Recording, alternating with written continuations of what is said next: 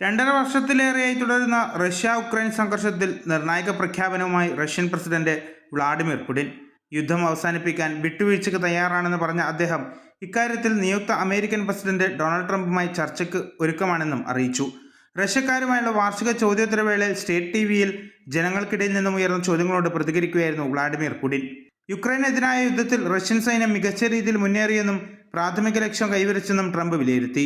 Russian സൈന്യം യുദ്ധക്കളത്തിൽ ഉടനീളം മേൽക്കൈ നേടിയെന്ന് അവകാശപ്പെട്ടെങ്കിലും യുക്രൈൻ സൈന്യം ഓഗസ്റ്റിൽ നുഴഞ്ഞുകയറ്റം നടത്തിയ പടിഞ്ഞാറൻ കുൻസക് മേഖല റഷ്യ എപ്പോൾ തിരിച്ചുപിടിക്കുമെന്ന് അറിയില്ലെന്ന് സമ്മതിക്കാനും പുടിൻ നിർബന്ധിതനായി. അമേരിക്കൻ പ്രസിഡന്റായി തെരഞ്ഞെടുക്കപ്പെട്ടാൽ ഒരു ദിവസത്തിനുള്ളിൽ റഷ്യ ഉക്രൈൻ യുദ്ധം അവസാനിപ്പിക്കുമെന്ന് പ്രചാരണ സമയത്ത് ട്രംപ് പറഞ്ഞിരുന്നു. ഇതേക്കുറിച്ചുള്ള ചോദ്യത്തിലാണ് നിയുക്ത അമേരിക്കൻ പ്രസിഡന്റിന്റെ പ്രസ്താവനയെ ട്രംപ് സ്വാഗതം ചെയ്തത്. ഞാൻ അദ്ദേഹത്തെ ഇപ്പോൾ കാണുമെന്ന് എനിക്കറിയില്ല. അദ്ദേഹം അതിനെപ്പറ്റി ഒന്നും പറയുന്നില്ല.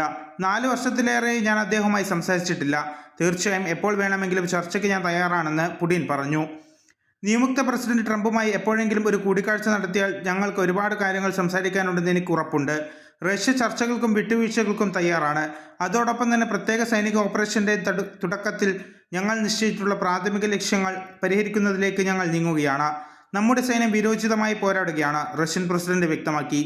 മറ്റാരുടെയും പിന്തുണയില്ലാതെ നിലനിൽക്കാൻ രാജ്യം പ്രാപ്തമായി. നിലവിൽ ഉക്രൈൻ സൈന്യത്തിന്റെ കൈവശമുള്ള കുർസുക് മേഖല പിടിച്ചെടുക്കും.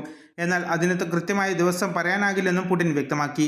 അതേസമയം റഷ്യയുടെ പ്രദേശത്ത് ആക്രമണം നടത്താൻ US വിതരണം ചെയ്ത മിസൈലുകൾ ഉപയോഗിക്കുന്നതിനെ കൈവിനെ അനുവദിച്ച പ്രസിഡന്റ് ജോ ബൈഡന്റെ തീരുമാനത്തെ ട്രംപ് നിശിതമായി വിമർശിച്ചതിനെ റഷ്യ സ്വാഗതം ചെയ്യുകയും ചെയ്തിരുന്നു. News desk 1 India Malayalam.